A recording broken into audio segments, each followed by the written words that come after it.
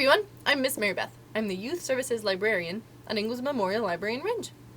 And I'm here today for Armchair Adventures. And that's our series where every day I read a little bit of a book to you and eventually we finish a whole book together. And the book we're working on right now is The Jungle Book. And this was written by Rudyard Kipling. And this book is interesting because it was published as a series of short stories in a magazine from 1893 to 1894. So some of the stories are connected, but some of them are separate and stand on their own. But right now we're working on the story of Mowgli. And he is a boy who was raised by wolves in the jungle. And he's the focus of the movies, if you've seen the Jungle Book movies. But so far, it takes place in the jungles of India, which is where Rudyard Kipling lived for a couple of years, and then he moved to England, and then he moved back to India, and eventually he wrote these stories in Vermont. Sort of close to home, right? But so far in our story, we met Mowgli as a baby, and then he wanted to be accepted. Well, the wolf family wanted to raise him as their own. So they just needed approval from the Council of Animals, so Baloo the bear, his teacher, vouched for him. And then we have Bagheera, who's a panther. And there's also Shere Khan, who we don't really like. So we left off where he was a baby and he was accepted by the council. And that was where we stopped our chapter. So now we're starting up and it's 10 or 11 years later. So now he's a boy. Let's see what happens. Now, you must be content to skip 10 or 11 whole years and only guess at all the wonderful life that Mowgli led among the wolves, because if it were written out, it would fill ever so many books. He grew up with the cubs, though they, of course, were grown wolves almost before he was a child.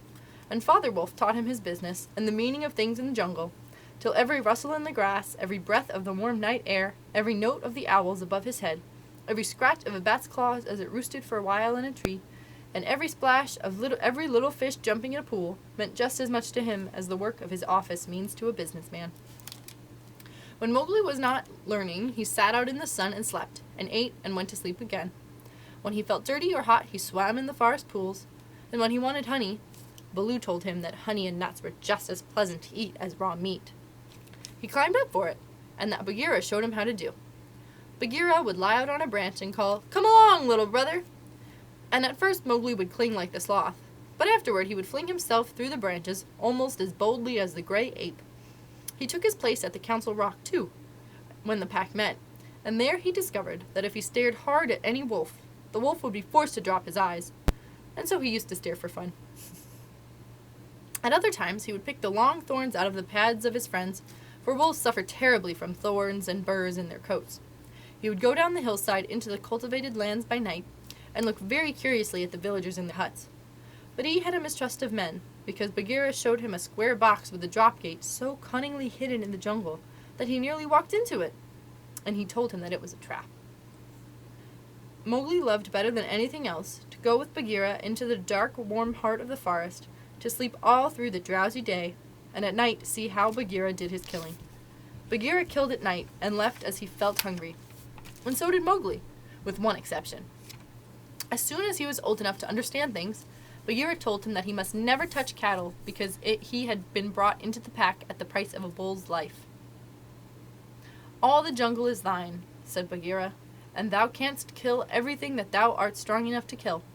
But for the sake of the bull that brought thee thou must never kill or eat any cattle, young or old. That is the law of the jungle." Mowgli obeyed faithfully. As he grew and grew strong as a boy must grow who does not know that he is learning any lessons, and who has nothing in the world to think of except things to eat. Mother Wolf told him once or twice that Shere Khan was not a creature to be trusted, and that someday he must kill Shere Khan. But though a young wolf would have remembered that advice every hour, Mowgli forgot it because he was only a boy, though he would have called himself a wolf if he had been able to speak in any human tongue. Shere Khan was always crossing his path in the jungle, for as Akela grew older and feebler, the lame tiger had come to be great friends with the younger wolves of the pack, who followed him for scraps. A thing Akela would never have allowed if he had dared to push his authority to the proper bounds. Then Shere Khan would flatter them and wonder that such fine young hunters were content to be led by a dying wolf and a man's cub. They tell me, Shere Khan would say, that at council ye dare not look him between the eyes. And the young wolves would growl and bristle. Bagheera, who had eyes and ears everywhere, knew something of this, and once or twice he told Mowgli in so many words that Shere Khan would kill him some day. Mowgli would laugh and answer, I have the pack and I have thee, and Baloo, though he is so lazy, might strike a blow or two for my sake. Why should I be afraid? It was one very warm day that a new notion came to Bagheera, born of something he had heard. Perhaps Sahi the porcupine had told him, but he had said to Mowgli when they were deep in the jungle, as the boy lay with his head on Bagheera's beautiful black skin, Little brother, how often have I told thee that Shere Khan is thy enemy? As many times as there are nuts on that palm, said Mowgli, who, naturally, could not count. What of it? I am sleepy, Bagheera, and Shere Khan is all long tail and loud talk, like More the Peacock. But this is no time for sleeping. Baloo knows it, I know it, and the pack know it, and even the foolish deer know. Tabaqui has told thee too. Ho ho, said Mowgli. Tabaqui came to me not long ago with some rude talk that I was a naked man's cub and not fit to dig pig nuts. But I caught Tabaqui by the tail and swung him twice against a palm tree to teach him better manners. That was foolishness, for though Tabaqui is a mischief maker, he would have told thee of something that concerned thee closely. Open those eyes, little brother. Shere Khan dare not kill thee in the jungle. But remember, Akela is very old, and soon the day comes when he cannot kill his buck, and then he will be leader no more. Many of the wolves that looked thee over when thou was brought to the council first are old too, and the young wolves believe, as Shere Khan has taught them, that a man cub has no place within the pack. In a little time thou wilt be a man. And what is a man that he should not run with his brothers? Said Mowgli. I was born in the jungle. I have obeyed the law of the jungle, and there is no wolf of ours whose paws I have not pulled a thorn. Surely they are my brothers. Bagheera stretched himself at full length and half shut his eyes. Little brother, he said, feel under my jaw. So Mowgli put his strong brown hand just under Bagheera's silky chin, where the giant rolling muscles were hid by glossy hair, and he came upon a little bald spot. There is no one in the jungle that knows that I, Bagheera, carried that mark, the mark of the collar. And yet, little brother, I was born among men, and it was among men that my mother died, in the cages of the king's palace at Odipur. It was because of this that I paid the price for thee at the council, when thou wast a little naked cub. Yes, I too was born among men. I had never seen the jungle. They fed me behind bars from an iron pan till one night I felt that I was Bagheera, the panther, and no man's plaything. And I broke the silly lock with one blow of my paw and came away. And because I had learned the ways of men, I became more terrible in the jungle than Shere Khan. Is that not so? Yes, said Mowgli. All the jungle fear Bagheera. All except Mowgli. Oh, thou art a man's cub, said the Black Panther. And even as I return to my jungle, so thou must go back to men at last, to the men who are thy brothers, if thou art not killed in the council. But why? Why should any wish to kill me? Asked Mowgli. Look at me, said Bagheera, and Mowgli looked at him steadily between the eyes. The big panther turned his head away in half a minute. That is why, he said, shifting his paw on the leaves. Not even I can look thee between the eyes, and I was born among men, and I love thee, little brother. The others, they hate thee because their eyes cannot meet thine, because thou art wise, because thou hast pulled out thorns from their feet, because thou art a man. I did not know these things, said Mowgli sullenly, and he frowned under his heavy black eyebrows. What is the law of the jungle? Strike first, and then give tongue. By thy very carelessness, I know that thou art a man. But be wise. It is in my heart that when Akela misses his next kill, and at each hunt it costs him more to pin that buck, the pack will turn against him and against thee. They will hold a jungle council at the rock, and then, I have it, said Bagheera, leaping up. Go thou down quickly to the men's huts in the valley, and take some of the red flower which they grow there, so that when the time comes, thou mayest have even a stronger friend than I, or Baloo, or those of the pack that love thee. Get the red flower. By red flower, Bagheera meant fire. Only no creature in the jungle will call fire by its proper name. Every beast lives in deadly fear of it, and invents 100 ways of describing it. The red flower, said Mowgli, that grows outside their huts in the twilight. I will get some. There speak the man's cub, said Bagheera proudly. Remember that it grows in little pots. Get one swiftly, and keep it by thee for time of need. Good, said Mowgli, I go. But thou art sure, O my Bagheera. He slipped his arm around the splendid neck and looked deep into the big eyes. Art thou sure that this is all Shere Khan's doing? By thy broken lock that freed me, I am sure, little brother. Then, by the bull that brought me, I will pay Shere Khan full tale for this, and it may be a little over, said Mowgli, and he bounded away. That is a man. That is all a man, said Bagheera to himself, lying down again. Oh, Shere Khan, never was a blacker hunting than that frog hunt of thine 10 years ago. Mowgli was far and far through the forest, running hard, and his heart was hot in him. He came to the cave as the evening mist rose, and drew breath, and looked down the valley. The cubs were out, but Mother Wolf, at the back of the cave, knew by his breathing that something was troubling her frog. What is it, son? She said. Some bat's chatter of Shere Khan, he called back. I hunt among the plowed fields tonight. And he plunged downward through the bushes, to the stream at the bottom of the valley. There he checked, for he heard the yell of the pack hunting, heard the bellow of a hunted Samhur, and the snort as the buck turned at bay. Then there were wicked, bitter howls from the young wolves. Akela! Akela! Let the lone wolf show his strength! Room for the leader of the pack! Spring, Akela!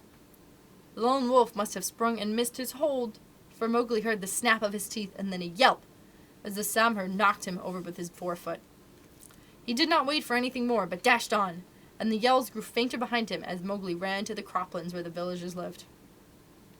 Bagheera spoke truth, he panted, as he nestled down in some cattle fodder by the window of a hut. Tomorrow is one day both, for Akela and me. Then he pressed his face close to the window and watched the fire on the hearth. He saw the husbandman's wife get up and feed it in the night with black lumps. And then when the morning came and the mists were all white and cold, he saw the man's child pick up a wicker pot plastered inside with earth, fill it with lumps of red-hot coal, put it under his blanket, and go out to tend the cows in the byre. Is that all? Asked Mowgli. If a cub can do it, there's nothing to fear. So he strode around the corner and met the boy, took the pot from his hand, and disappeared into the mist, while the boy howled with fear. They are very like me, said Mowgli, blowing into the pot, as he had seen the woman do. This thing will die if I do not give it things to eat. And he dropped twigs and dried bark on the red stuff.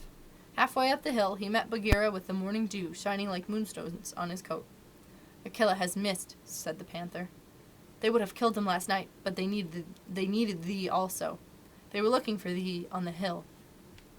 I was among the plowed lands. I am ready. See? And Mowgli held up the fire pot. Good, said Bagheera. Now, I have seen men thrust a dry branch into that stuff, and presently the red flower blossomed at the end of it. Are thou not afraid? No. Why should I fear? I remember now, if it is not a dream, how, before I was a wolf, I lay beside the red flower, and it was warm and pleasant. All that day Mowgli sat in the cave tending his fire pot and dripping dry branches into it to see how they looked. He found a branch that satisfied him, and in the evening when Tabaqui came to the cave and told him rudely enough that he was wanted at the council rock, he laughed till Tabaqui ran away. Then Mowgli went to the council, still laughing. Akela the lone wolf lay by the side of his rock as a sign that the leadership of the pack was open, and Shere Khan with his following of scrap-fed wolves walked to and fro, being openly flattered. Bagheera lay close to Mowgli, and the fire pot was between Mowgli's knees. When they were all gathered together, Shere Khan began to speak, a thing he would never have dared to do when Akela was in his prime. He has no right, whispered Bagheera. Say so. He is a dog's son. He will be frightened. Mowgli sprang to his feet. Free people, he cried. Does Shere Khan lead the pack? What has a tiger to do with our leadership? Seeing that the leadership is not yet open, and being asked to speak, Shere Khan began. By whom? Said Mowgli. Are we all jackals to fawn upon this cattle butcher? The leadership of the pack is with the pack alone. There were yells of silence, thou man's cub. Let him speak. He has kept up our law. And at last the seniors of the pack thundered, Let the dead wolf speak. When a leader of the pack has missed his kill, he is called the dead wolf as long as he lives, which is not long. Akela raised his old head wearily. Free people, and ye too, jackals of Shere Khan. For 12 seasons I have led ye to and from the kill, and in all that time not one has been trapped or maimed. Now I have missed my kill. Ye know how that plot was made. Ye know how ye brought me up to an untied buck to make my weakness known. It was cleverly done. Your right is to kill me here on the council rock, now. Therefore, I ask, who comes to make an end of the lone wolf? For it is my right, by law of the jungle, that ye come one by one. There was a long hush, for no single wolf cared to fight Akela to the death. Then Shere Khan roared, Bah! What have we to do with this toothless fool? He is doomed to die. It is the man's cub who have lived too long. Free people, he was my meat from the first. Give him to me. I am weary of his man folly. He has troubled the jungle for 10 seasons. Give me the man cub, or I will hunt here always, and not give you one bone. Here is a man's child, and from the marrow of my bones I hate him. Then more than half the pack yelled, A man! A man! What has a man to do with us? Let him go to his own place. And turn all the people of the villages against us? Clamored Shere Khan. No, give him to me. He is a man, and none of us can look him between the eyes. Akela lifted his head again and said, He has eaten our food. He has slept with us. He has driven game for us. He has broken no word of the law of the jungle. Also, I paid for him with a bull when he was accepted. The worth of a bull is little, but Bagheera's honor is something that he will perhaps fight for, said Bagheera in his gentlest voice. A bull paid 10 years ago, the pack snarled. What do we care for bones 10 years old? Or for a pledge, said Bagheera, his white teeth bared under his lip. Well, are ye called the free people? No man's cub can run with the people of the jungle, howled Shere Khan. Give him to me! He is our brother in all but blood, Akela went on, and ye would kill him here. In truth, I have lived too long. Some of ye are eaters of cattle, and of others I have heard that, under Shere Khan's teaching, ye go by dark night and snatch children from the villager's doorstep. Therefore I know ye to be cowards, and it is to cowards I speak. It is certain that I must die, and my life is of no worth, or I would offer that in the man's cub place. But, for the sake of the honor of the pack, a little matter that by being without a leader ye have forgotten, I promise that if ye let the man cub go to his own place, I will not, when my time comes to die, bear one tooth against ye. I will die without fighting. That will at least save the pack 3 lives. More I cannot do, but if you will, I can save you the shame that comes of killing a brother against whom there is no fault, a brother spoken for and brought into the pack according to the law of the jungle. He is a man! A man! A man! Snarled the pack, and most of the wolves began to gather round Shere Khan, whose tail was beginning to twitch. Now the business is in thy hands, said Bagheera to Mowgli. We can do no more except fight. Mowgli stood up, the fire pot in his hands. Then he stretched out his arms and yawned in the face of the council. But he was furious with rage and sorrow, for, wolf-like, the wolves had never told him how they hated him. Listen, you, he cried. There is no need for this dog's jabber. Ye have told me so often tonight that I am a man, and indeed I would have been a wolf with you to my life's end, that I feel your words are true. So I do not call ye my brothers any more, but dogs, as a man should. What ye will do and what ye will not do is yours to say. The matter is with me, and that we may see the matter more plainly, I, the man, have brought here a little of the red flower, which ye dogs fear. He flung the fire pot on the ground, and some of the red coals lit a tuft of dried moss that flared up, as all the council drew back in terror before the leaping flames. Mowgli thrust his dead branch into the fire till the twigs lit and crackled, and whirled it above his head among the cowering wolves. Thou art the master, said Bagheera. Save Akela from death. He was ever thy friend. Akela, the grim old wolf who had never asked for mercy in his life, gave one piteous look at Mowgli, and the boy stood all naked, his long black hair tossing over his shoulders in the light of the blazing branch that made the shadows jump and quiver. Good, said Mowgli, staring round slowly. I see that ye are dogs. I go from you to my own people, if they be my own people. The jungle is shut to me, and I must forget your talk and your companionship. But I will be more merciful than ye are, because I was all but your brother in blood. I promise that when I am a man among men, I will not betray you to men as you have betrayed me. He kicked the fire with his foot, and the sparks flew up. There shall be no war between any of us in the pack, but there is a debt to pay before I go. He strode forward to where Shere Khan sat blinking stupidly at the flames, and caught him by the tuft of his chin. Bagheera followed up in case of accidents. Up, dog, Mowgli cried. Up when a man speaks, or I will set that coat ablaze. Shere Khan's ears lay flat against his head, and he shut his eyes, for the blazing branch was very near. This cattle killer said he would kill me in the council because he had not killed me when I was a cub. Thus and thus, then, do we beat dogs when we are men. Stir a whisker, Lungri, and I ram the red flower down thy gullet." He beat Shere Khan over the head with the branch, and the tiger whimpered and whined in an agony of fear. "Pah! Sing, jungle cat. Go! But remember, when next I come to the council rock, as a man should come, it will be with Shere Khan's hide on my head. For the rest, Akela goes free to live as he pleases. You will not kill him, because that is not my will. Nor do I think that you will sit here any longer, lolling out your tongues as though you were somebody's, instead of the dogs who I drive out. Thus, go!"